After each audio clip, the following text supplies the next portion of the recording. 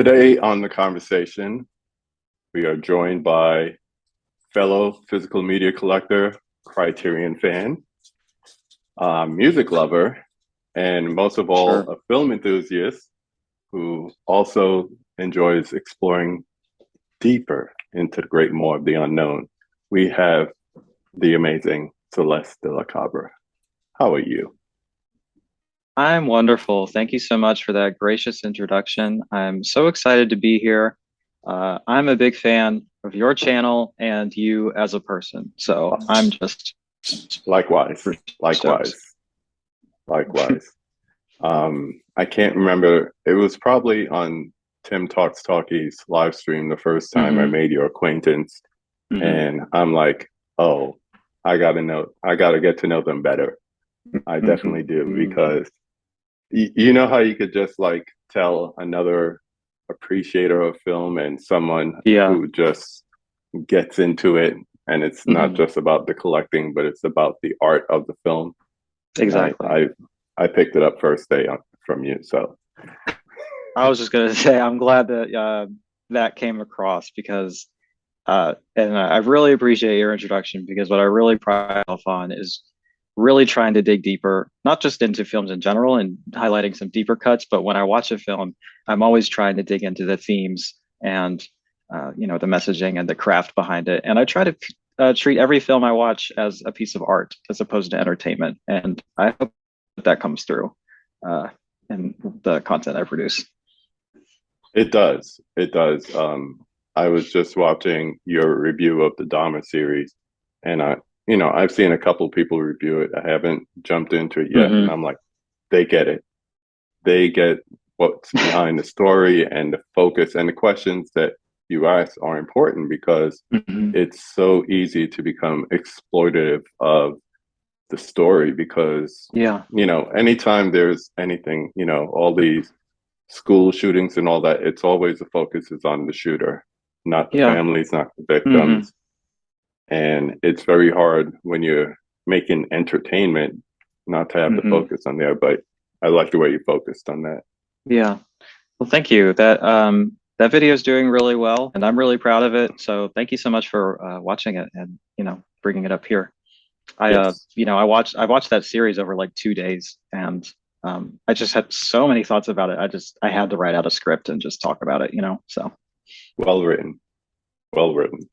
So we normally have a bunch of movie questions.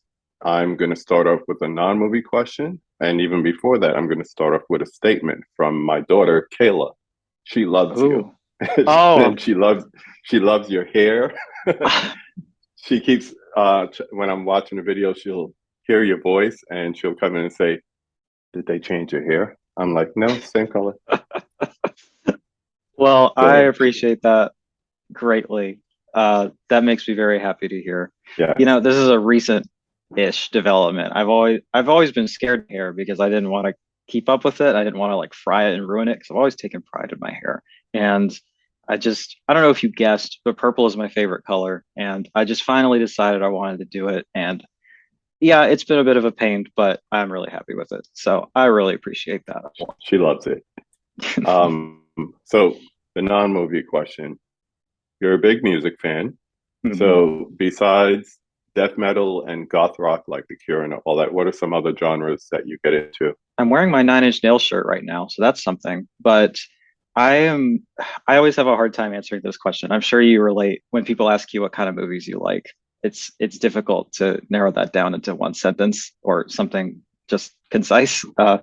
I like to say that if it's heavy, dark, or sad or weird, I'll probably like it. But um, you know, punk and metal are kind of my home base. But I'm also just a really big fan of all flavors of indie music, indie rock, indie pop, synth pop, and I really love experimental music too. So experimental hip hop, industrial, that sort of thing.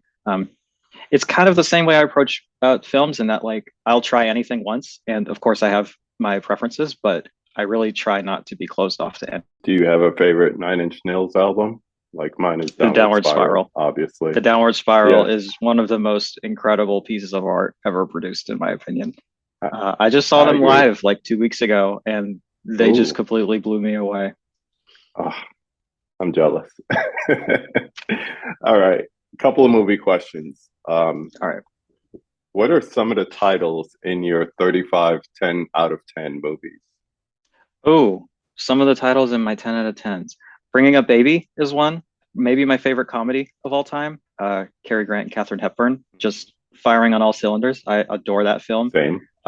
In terms of other comedies, My Cousin Vinny is on there too. It's a bit of a nostalgic pick. That one always brings me joy and comfort. What else? Mysterious Skin is probably the most powerful film I've ever seen.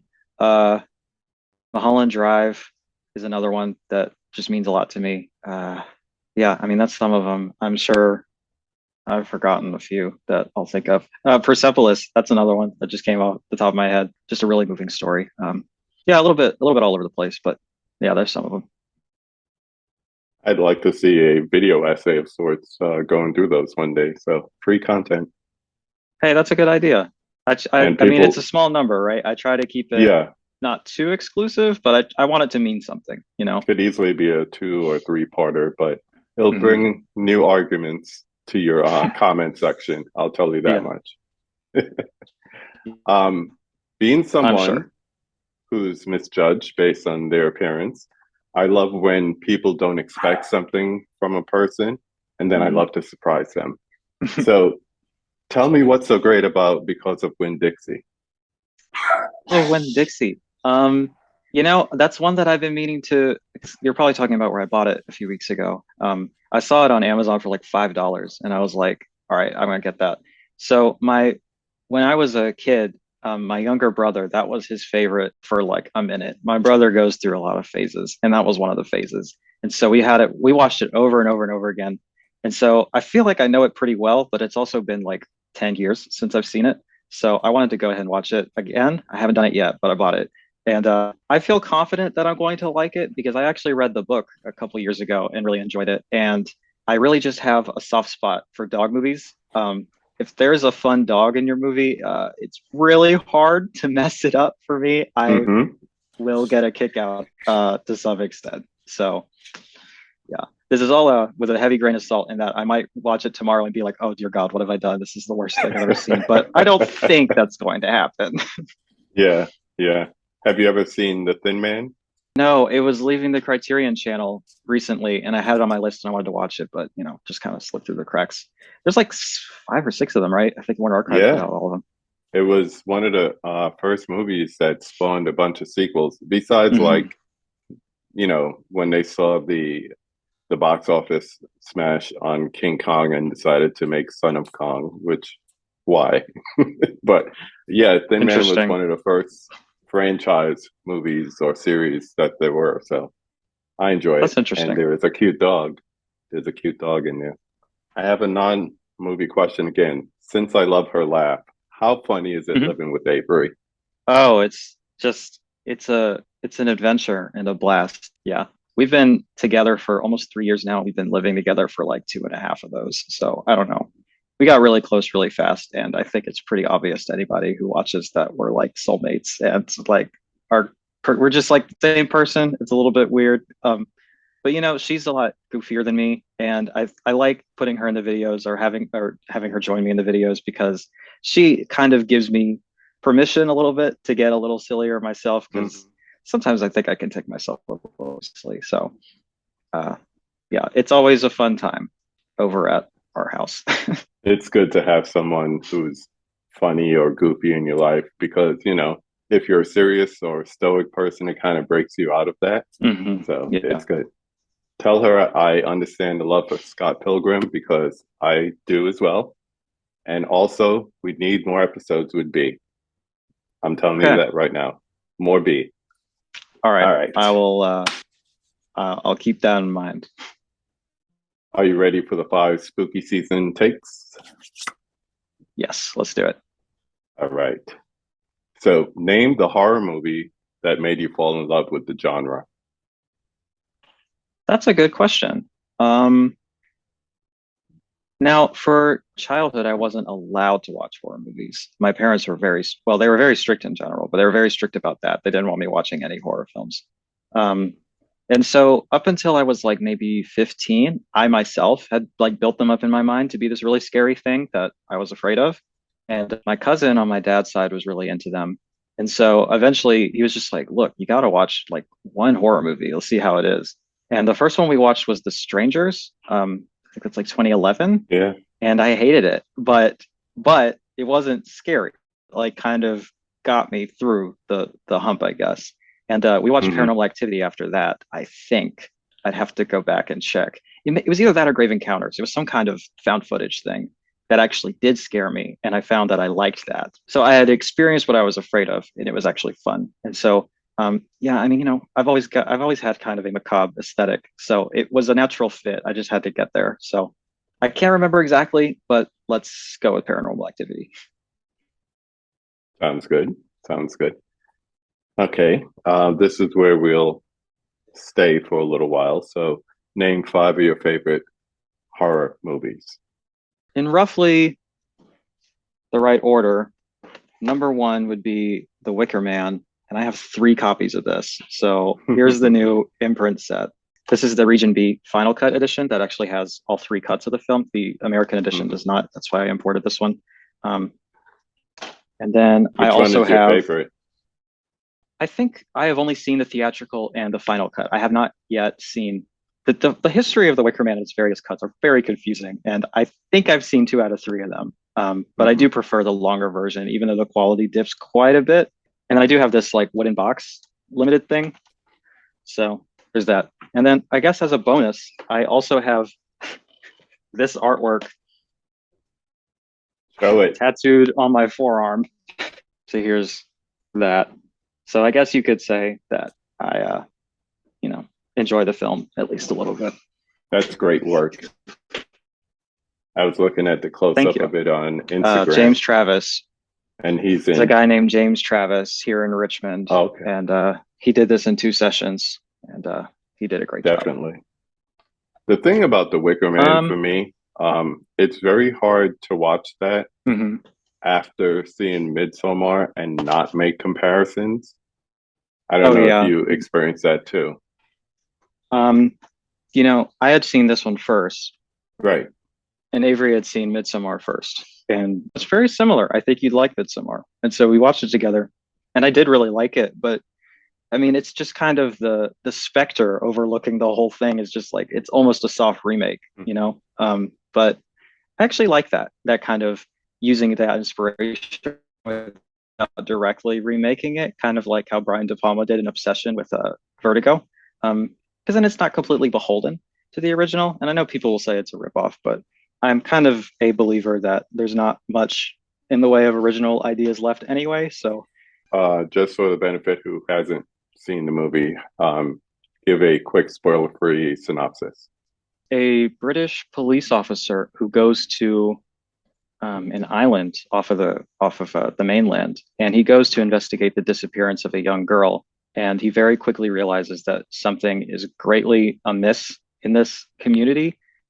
He like they're gaslighting the shit out of him basically throughout the entire thing, and it just gets more and more depraved and eerie. It all comes to a head in the final sequence, which I won't spoil, but is really just bone chilling, spine tickling, just one of the best scenes I've ever seen. Just an incredible set piece. I guess I'll leave it at that. I don't want to ruin it for people, but I think that it's such an amazing kind of takedown of Western Christianity and of imperialism in general. It kind of uses this mirror image of this really depraved ideology to like shine a mirror up to like Western ethics and religious standards. And I just think it all comes together in a way that is just so brilliant. And I'm gonna stop talking about it now before I ruin it.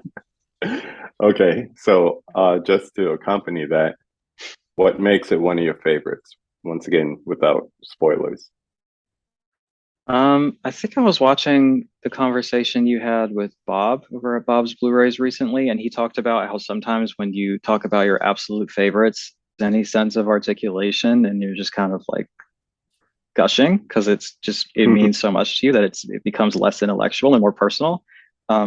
But I was raised in a really fundamentalist Catholic environment, and clearly that didn't work out for me. And so I have a lot of, I think, baggage or trauma or whatever you want to call it relating to that.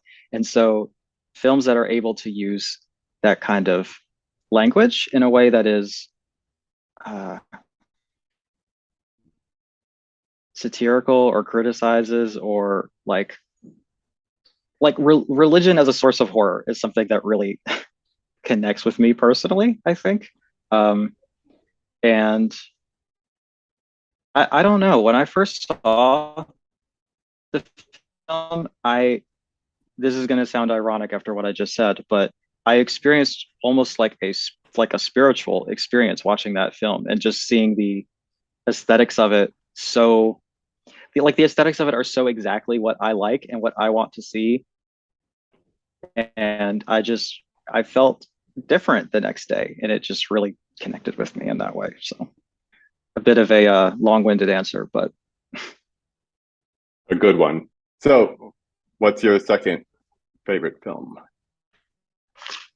so we're going to go with The Night of the Hunter, Charles Laughton. Ooh, I have yes. two editions of this as well. Mm-hmm. This is the standard one that I bought at Barnes and Noble, and then I also just recently acquired the out of print digipack edition of it with this Oh, really beautiful artwork. so It's beautiful. yeah, it's so good.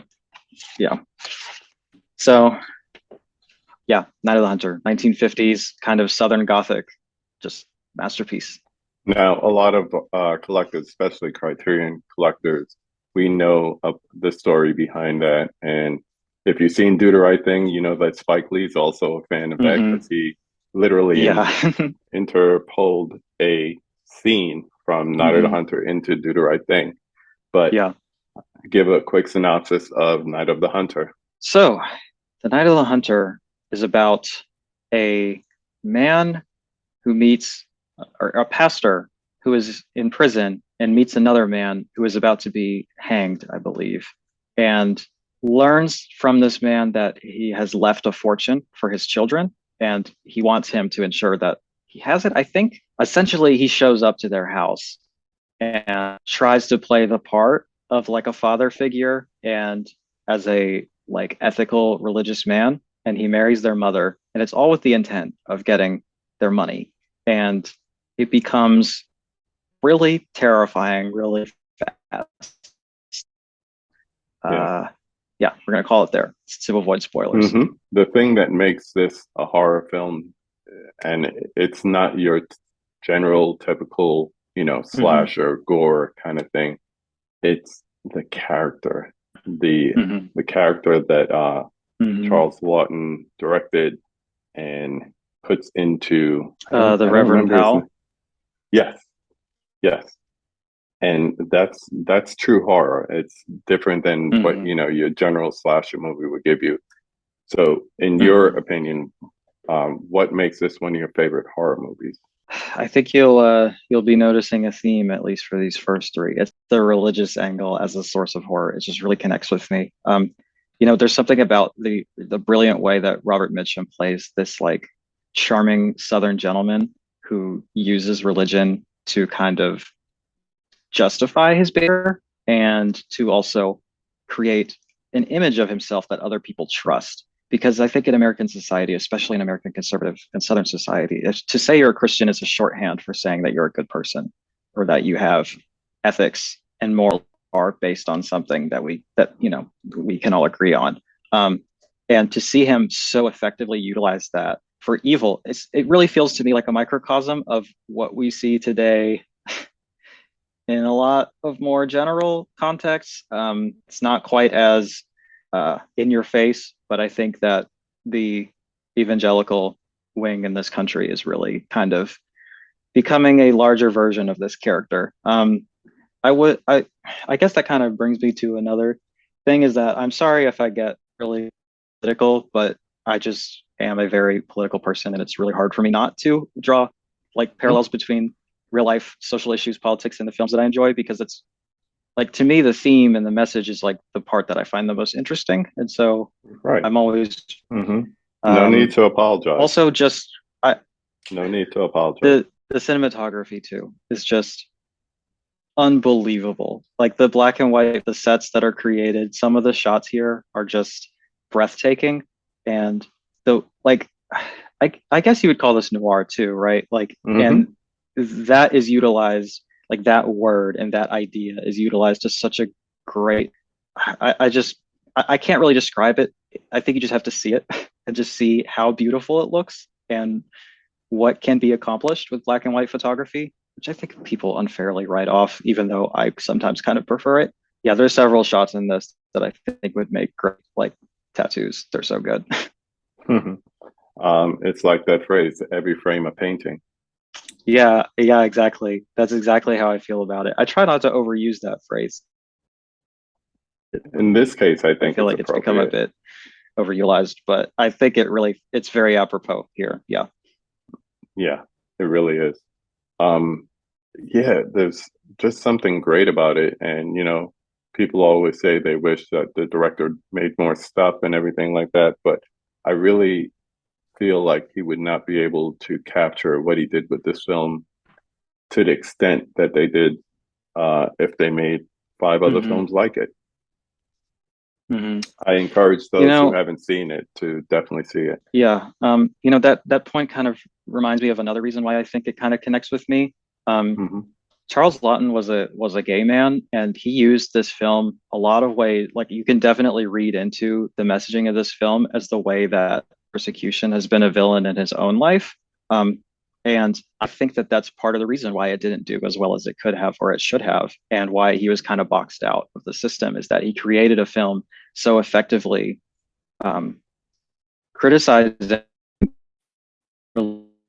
persecution and using it as a source of terror. And I think that that rubbed people the wrong way, and it didn't do as successfully as it probably should have. I agree. I don't know that it's possible for him to have made a film better than that, but man, Hmm. what a tragedy that we didn't get to see him try, you know? Yeah, and you're right. Having those things that Western society doesn't exactly subscribe to, especially what was that, 59, 55. Okay, so that's why you have Hmm. so many people who came out after their careers, or you found that out after they were gone, and from Hmm. from partners or from family relatives and so forth, because that was Yeah. the quickest way to be shunned, and it's a shame. But just like with the Yeah. sci-fi movies in the 50s and the 60s, the directors and the auteurs of the time used the genre to kind of persuade and also convey their thoughts. So, like sci-fi movies back then was all about the Cold War and the scare and so Hmm. forth. And the way it was done beautifully through the art is just amazing. And I think it's the same thing here. Use a horror story to convey what Yeah, was I totally truly, agree. like you said, persecution. Hmm. So talking about that, go on to your third one. Damn, I tried so hard to learn how to pronounce this guy's name. Andrei Zuwowski, I think Yes, that's right. yes. His film Possession. This is the uh this is the edition from Mondo. Mondovision, which Yeah. is a label I don't know too much about, but this edition is incredible. It was a little bit hard for me to find, and again, I think this is limited, but I'm not sure. Hmm. If you can get your hands on it, I highly I recommend do. it. Um, I have it. oh yeah, That's the one I have. nice. Yeah. The transfer itself, like if you told me it was a 4K, I'd believe you. It just looks absolutely stunning. Um, Hmm. yeah, I watched that for the first time this year, and it's just one of those things where I was like, well, that's in the top 10. Was it hard to look at Sam Neill and not see Jurassic Park? You know, he's so good that not really. It's just I don't. If anything, now it's going to be weird for me to rewatch Jurassic Park because I've seen Yeah. this, and then I also saw The Omen 3, where he's just so evil in that too, and he's so good at it. Hmm. So I don't know. Seeing him as like a good guy is going to be a little bit weird. Kind of going into more of his back catalog and seeing all the kind of like depraved art films that he did. So tell those that don't know about Possession. So I was going through the special features this week because I've been meaning to do it for months, and I thought this would be a good opportunity to go ahead and refresh my thoughts on this and my knowledge of it. And the way that Zwowski pitched this to the studio when he wrote the script is he said, "This is a film about a girl who fucks an octopus." That's how he would describe it. Yeah. I don't know that that encompasses all of it, but it certainly will prepare you at least for the level of strangeness and depravity. I would describe Possession as a film about separation and about divorce and about um, trauma in relationships, just the delusion of people and their relationships, the search for meaning. I'm describing this one exclusively in theme because I really don't know how to describe the plot other than just to say a couple gets divorced, you know? Yeah. Yeah. And there's possession involved. Yeah, yeah. But yeah, there's some really, this is one that I think you should just not know too much about before you see and just let it enrapture you. For our purpose today, I went back and I watched it with the director's commentary. That was almost more entertaining than the Oh film yeah, I was itself. hoping to, yeah, I was hoping to He's have to get around to it. Just now, I'm really looking forward to it even more. he is he's something. And the one thing that I didn't know about the movie is um he had recently or he was going through a divorce when he wrote this. So it was all of Hmm. his trauma Hmm. being caught on screen as a form of art. And Yeah, yeah, I think he you thought know, his wife in real life was possessed. there's scenes in that that are really disturbing that he just took straight from his personal life.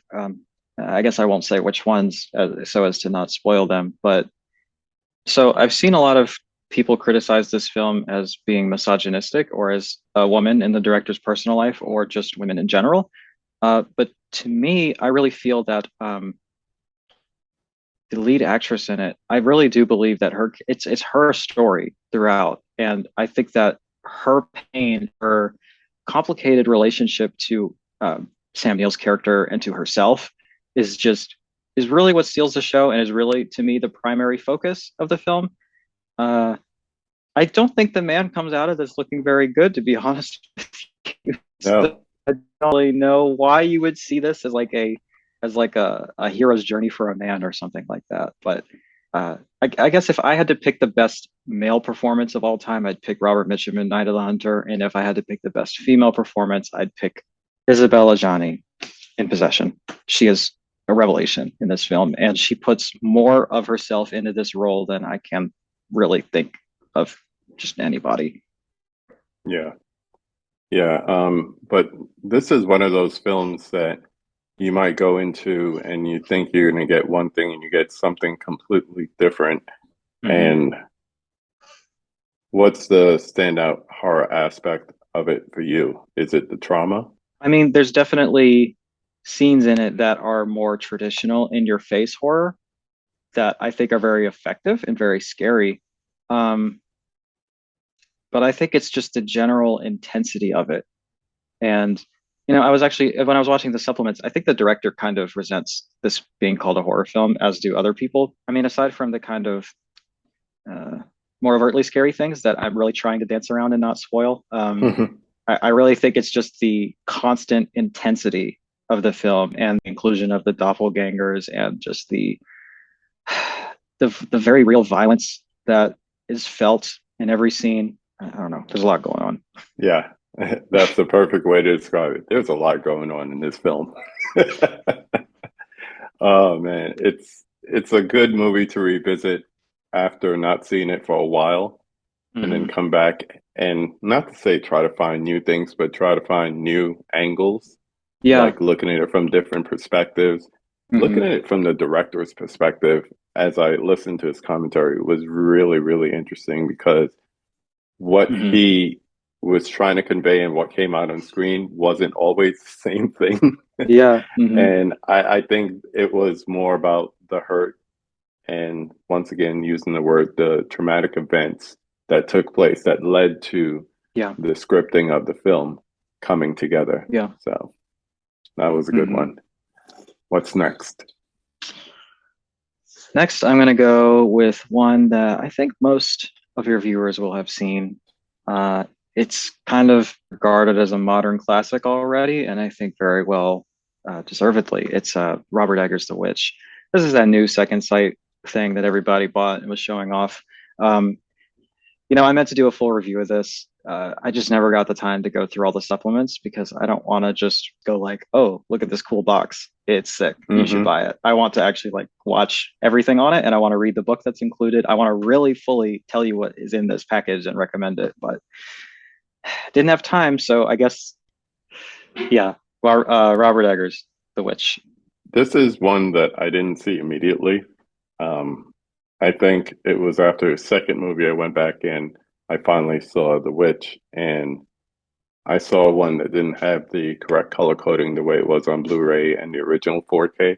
So when Hmm. they said they were going to come out with his approved version of it instead of the Hmm. studio, I was like, oh, okay. And when you look at it, and this is going to sound real geeky and techy, film Hmm. student kind of thing, it changes the mood of the movie. Yeah. It does, No, seeing for it the sure. correct way. Hmm. I think the difference is subtle that people probably might be expecting, especially if they shell out like $60 for like a new presentation. Um, but I definitely agree with you. It's much colder and uh, it's much darker. And I think I could see why the studio had brightened that up a little bit. It's a little much. It's a little bleak. It doesn't look like we want it to. But I think he did go to great pains to get that lighting just right. And then like all the natural lighting and the on location stuff that he did. And it probably was Hmm. very frustrating to see that in Yeah. a And I'm certain glad you way to picked up evoke a on it. certain mood. Hmm. Yeah. I'm glad you picked up on it because that's what it was. It was the coldness of everything from the cinematography to the different scenes, the night scenes especially, Hmm. just brought a whole new perspective to the movie. Hmm. So what is I feel weird saying this because like you said, I feel like everyone has seen this already, but what is The Hmm. Witch about?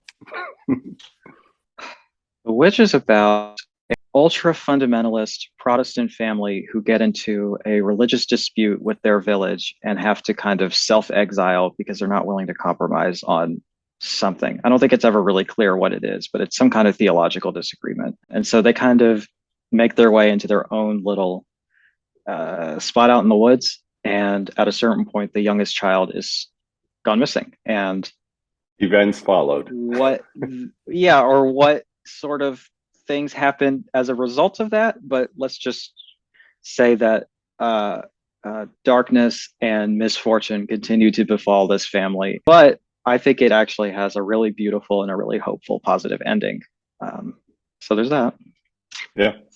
Now you said that your first three are like political and religious, but I would Hmm. venture to say your first four because this has Yeah, that I communal aspect of, mhm. the religion. I had kind of flipped The Witch in Possession in my mind because this is absolutely one that connects with me because of like its use of Islam as a source of terror and going to get a little controversial here, but Satanism as a mechanism for freedom are both aspects of the film that really resonate with me personally. I could see. I could see that. Yeah, this is a hard one to not spoil because, Hmm. you know, it's so complex and I appreciate Eggers like research into the whole New England folk horror and so forth to come up with this Hmm. movie. But it's Hmm. like the more you watch it, the more you could dig deeper into the folk element of it, the goth element of it. And on the surface, it's just a great story. But you could really get into the Yeah. deets and Um, explore things. I have seen all of Eggers' films at this point, and one thing that I so admire about him and find so consistent is his probably borderline obsessive attention to detail and the way that he so authentically recreates the setting that he wants to, recreate. Um, just also, can we take a second to really appreciate the child actors in this film who are asked to do Yes. such like demanding, emotionally taxing, and like dynamic roles and just absolutely crush it?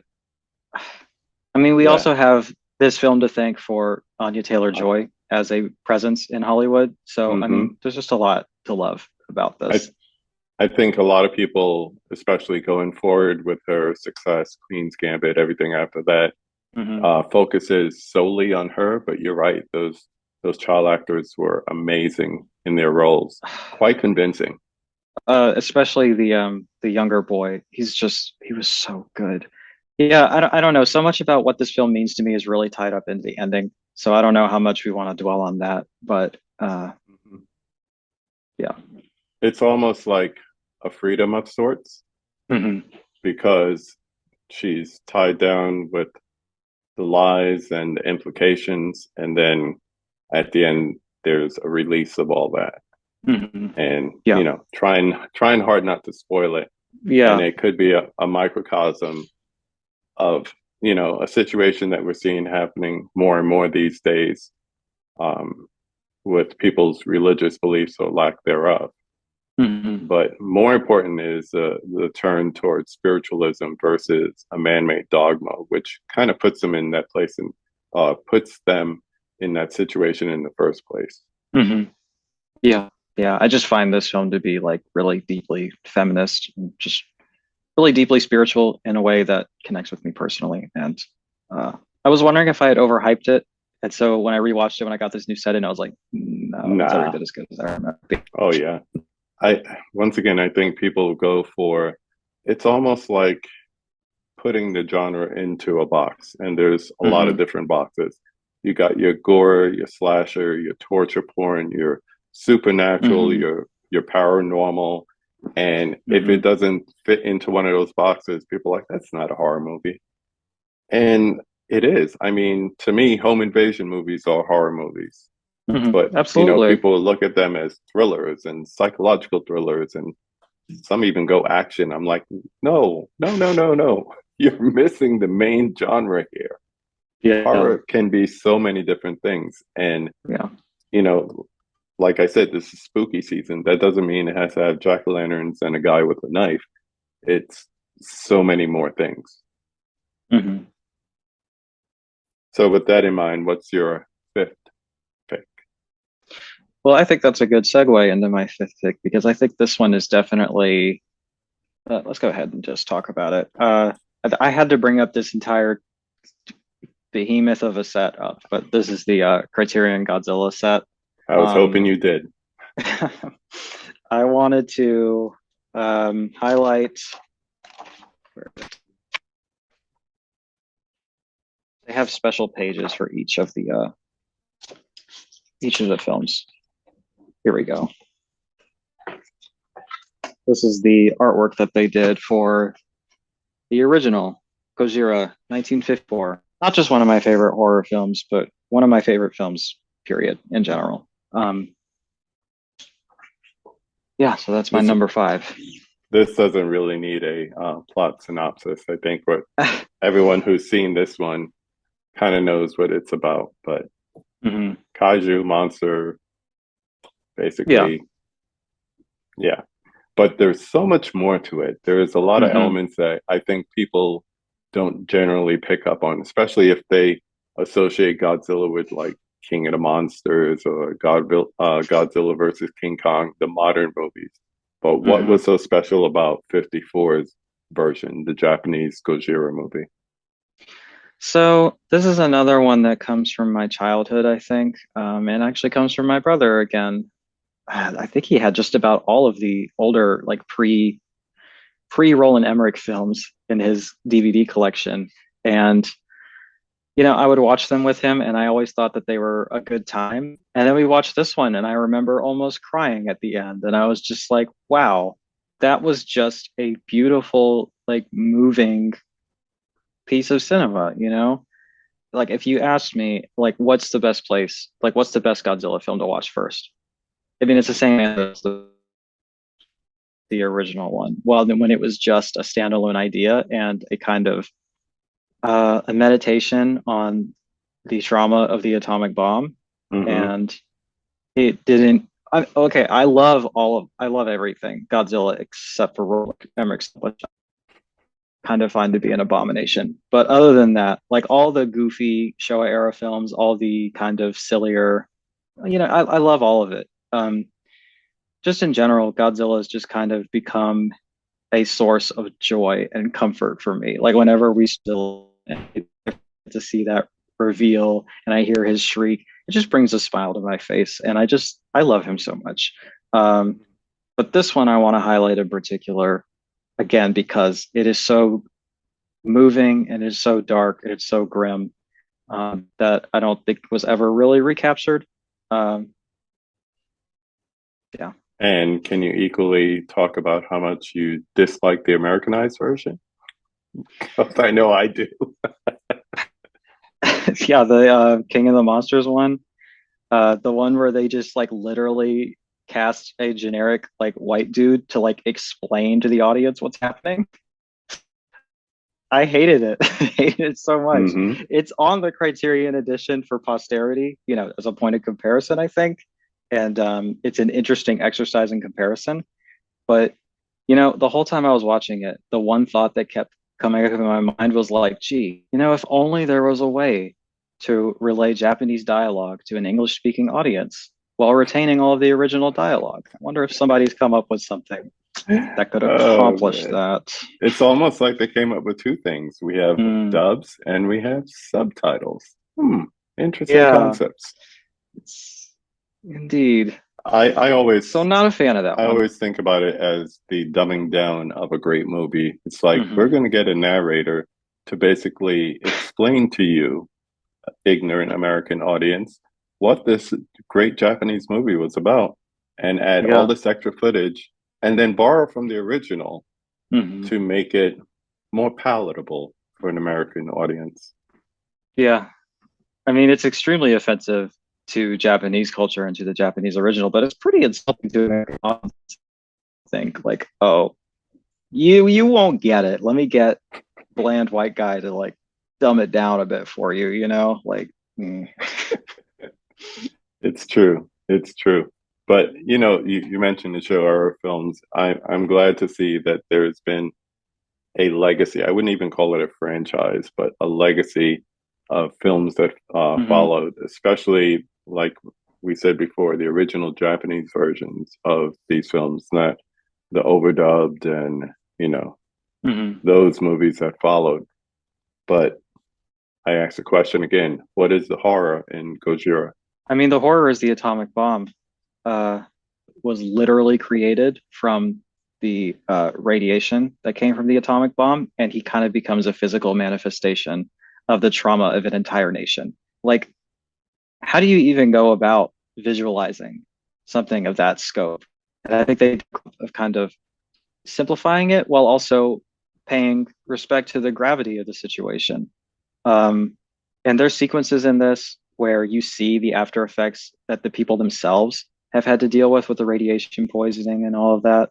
I do kind of consider this film to be a drama at its core. Like they do such a great job with the human characters in this, and there's just a really beautiful story at the core of it. But of course, like Godzilla is the star of the show and is the primary source of horror. So I do consider it a horror film as well. Definitely. Definitely. Well, thank you for sharing your five of your favorite films, not all of them, of Of course. course. Just to finish out the takes here. So, besides those five, can you name a classic horror movie that everyone loves, but you just can't stand? One that comes to mind for me is just kind of your standard slashers generally. I watched the first two Friday the 13th films and I watched the first Halloween film. Oh man, I know I'm about to get canceled hard, but like they didn't really do it for me. Like I don't find it to be that, I don't know, there's not much there. Though I will give a massive caveat in that it's been a very long time since I've seen these films. And I'm actually planning on doing like a kind of Halloween marathon this October to like really give it a fair shake and see if this kind of help me appreciate the original, maybe add some new elements that I can appreciate. I don't know, just your standard slashers don't really do it for me the way that they seem to for other people. I really love Nightmare on Elm Street because it kind of incorporate the supernatural and of haunting you in a place that you can't escape. I think that's really interesting.